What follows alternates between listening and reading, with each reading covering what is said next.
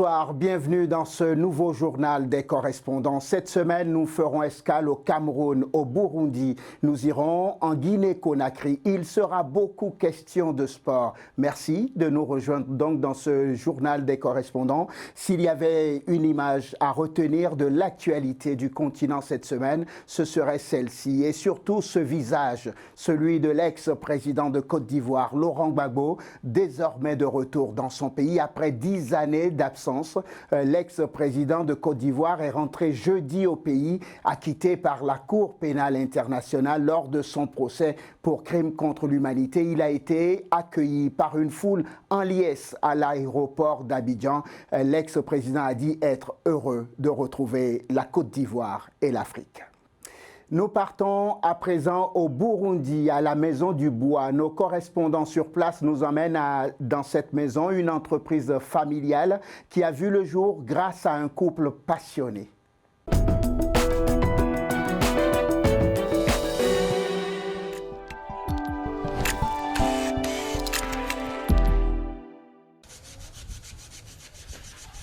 Au nord de Bujumbura, zone Gihosha, commune Nahangwa, se trouve un couple exceptionnel qui confectionne plusieurs produits artistiques. On y trouve des produits de décor, les tableaux, les paniers d'ornements, les jouets pour les enfants, les maisons pour poupées, etc. De l'innovation et de la création. Cette entreprise familiale est appelée la Maison du Bois. Nous avons choisi d'appeler notre entreprise la Maison du Bois pour faire allusion à une maison qui est totalement décorée avec le bois, pour mettre en valeur notre bois, contrairement à ce que d'autres pensent que c'est autre produit, c'est de l'or qui peut embellir la maison. Le bois aussi a de la valeur, il suffit de s'y mettre, il suffit de créer. Là, le bois est centre de tout. Dans leur salon, le bois est omniprésent. En plus des clients locaux, leurs produits en bois attirent les clients étrangers ou les nationaux vivant à l'étranger. Il y a les Congolais du Goma, il y a les Tanzaniens de Kigoma, il y a les Belges, il y a les étrangers qui sont juste de passage au Burundi, mais aussi il y a les Burundais de la diaspora. Dans ce couple, il s'agit d'une histoire d'amour et passion. Le mari travaille le bois, tandis que son épouse est très concentrée sur les jouets et poupées pour les enfants. Deux artistes sous un même toit. Donc, avec ma femme, on s'est retrouvés tous les deux passionnés par l'art. Question de mémoire, lors de notre dot. Au lieu de me donner autre chose, je me souviens bien que ma femme m'a donné une machine foreuse comme cadeau. C'est lui qui m'a fait découvrir ma passion. En fait, je voyais comment il fabriquait le bois avec les mains. C'était pénible de faire des trous dans le bois. Alors j'ai pensé à un cadeau qui pourrait lui faciliter la vie. Et je lui ai donné cette foreuse. Dans leur salon, le filleul de 6 ans est aussi déjà emballé par l'art. Elle n'arrête pas de jouer avec les jouets confectionnés par sa maman, une future experte en coloriage. La longue escale au Cameroun commence maintenant avec nos correspondants sur place. Il est d'abord question de formation de futurs pilotes d'avion dans le pays. C'est une grande première dans la sous-région Afrique centrale. Pierre Parfendongo, Cyril Nguidjoy, Arlé de Bouandébé.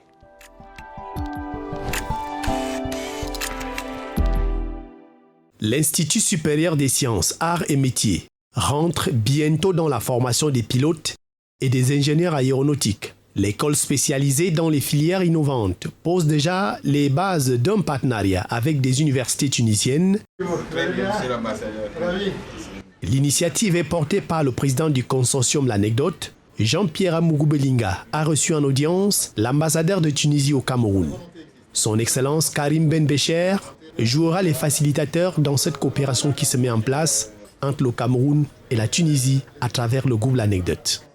Moi je suis ambassadeur, je parle au niveau du gouvernement, mais je suis fermement persuadé que c'est le secteur privé qui est la locomotive des relations entre deux pays et la locomotive de la croissance et du développement de chaque pays. On va essayer à partir de là de continuer cette coopération, de travailler en avant pour vraiment concrétiser des choses au niveau du secteur audiovisuel et dans d'autres secteurs que le groupe couvre, aussi bien au niveau de la microfinance que peut-être de la formation en termes d'aviation, etc. Le consortium L'Anecdote, c'est l'exemple même de la diversification des secteurs d'activité.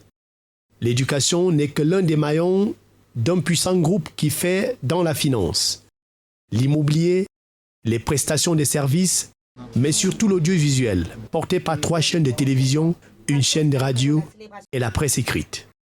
À travers ce partenariat, journalistes et technico-artistiques du consortium L'Anecdote pourront se mettre à l'école tunisienne dans le cadre du renforcement des capacités. De belles perspectives. Elles sont importantes en ce sens qu'elles vont plus que jamais apporter une valeur ajoutée à notre groupe. Disons, les champs vont s'engager à former des pilotes et des ingénieurs aéronautiques, ce qui sera une première dans la sous-région d'Afrique centrale. Donc c'est une nouvelle dynamique. Je remercie Monsieur l'ambassadeur qui a voulu nous faire part de cette sollicitation. Très bientôt, le président du groupe L'Anecdote conduira à une mission de travail en Tunisie. Jean-Pierre Mourbelinga souhaite que la coopération se mette rapidement en place pour un démarrage rapide des enseignements à l'Institut supérieur des sciences, arts et métiers. Toujours au Cameroun, il est question cette fois-ci de Coupe d'Afrique des Nations de handball. Chez les dames, cette fois-ci, on retrouve le reportage de Valérie Ntidia, Arnaud Eyenga et Richard Ambassa.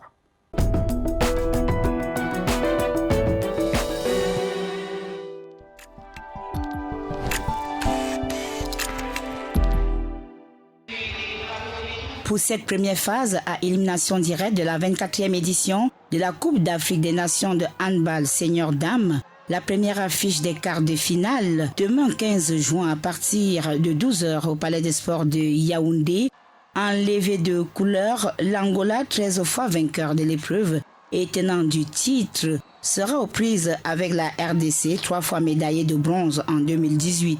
Suivra à 14h le duel des outsiders. La Tunisie, grosse surprise de la poule A, avec 3 victoires en 3 sorties devant le Sénégal, affrontera la Guinée-Conakry, repêchée à l'issue du tour préliminaire.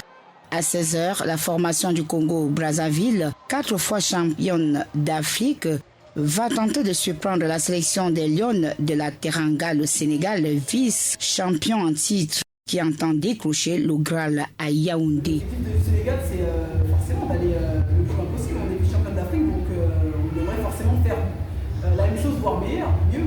Donc forcément, on va prendre les matchs un par un. On va commencer par ce quart de finale, et derrière, on verra pour la demi-finale, et derrière, on verra pour la suite. Le plat de résistance de la journée opposera le Cameroun, pays hôte, au Nigeria, deuxième meilleur, troisième. Un remake du choc de la deuxième journée dans la poule B. Les Lions du Cameroun s'étaient alors imposés 31 buts à 19. Plus que jamais, galvanisé, Serge Ngebogo et ses filles comptent tout donner afin de réaliser l'objectif final. Match après match, et nous ne regardons pas qui on a en face. Chaque fois que nous aurons un match, nous le préparerons avec tout ce qu'on a comme arme, en essayant de savoir quelles sont les forces de l'adversaire et quelles sont ses faiblesses, où est-ce qu'on peut trouver une brèche. Mais nous nous sommes préparés pour rencontrer tout le monde. Le public de Yaoundé, sur la base du quota admis dans le nid d'oiseau de Warda, soit 10% de sa capacité, devra jouer sa partition pour porter à la victoire cette sélection. Du sport encore, mais cette fois-ci en Guinée-Conakry, on parle de football, du dernier match des éliminatoires de la Coupe d'Afrique des Nations de football qui se tiendra d'ailleurs au Cameroun. On a connu cette semaine le nom du dernier qualifié, c'est la Sierra Leone qui s'est imposé 1-0 face au Bénin. Le match s'est joué en terrain neutre en Guinée sous le regard de notre correspondant sur place, Sayon Kourouma.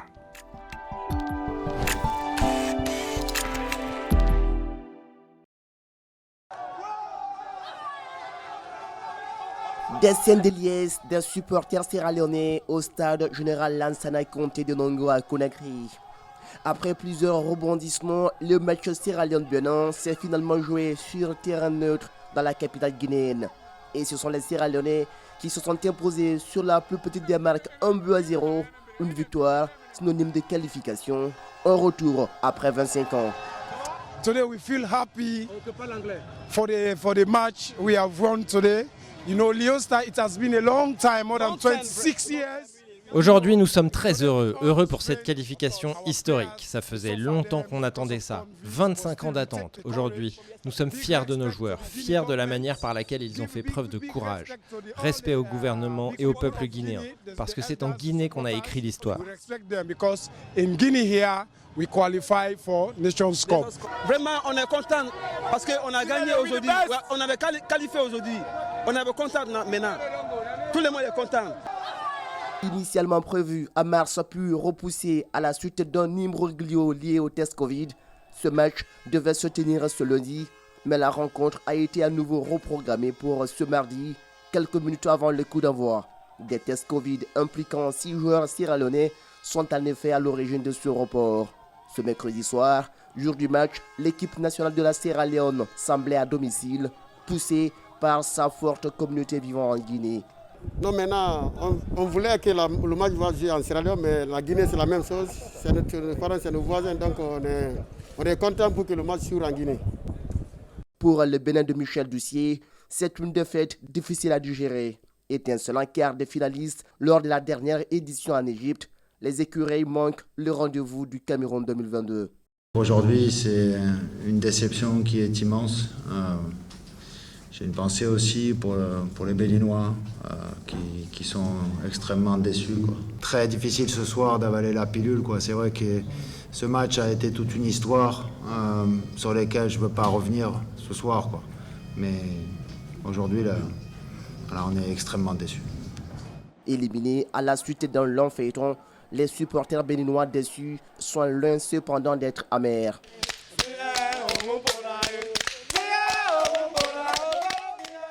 On est battu, on n'est pas découragé. Jamais. Béninois découragé. Béninois n'est pas jamais découragé. Même si on est battu, nous on est toujours là. On supporte Bénin. Allez-y. Allez-y les écureuils. Cette qualification reste la troisième dans l'histoire du football sierra-léonais après 1994 et 1996. Voilà, c'est la fin de ce journal des correspondants. Exceptionnellement, il est dédié à la mémoire de Kenneth Kaunda, décédé à l'âge de 97 ans. Il fut le premier président zambien, le père de l'indépendance. Il avait dirigé le pays pendant 27 ans. Merci à tous ceux qui ont contribué au tournage, au montage et à la réalisation de cette émission. En leur nom à tous, je vous dis merci de nous avoir suivis. Excellent week-end à vous tous. À la semaine prochaine.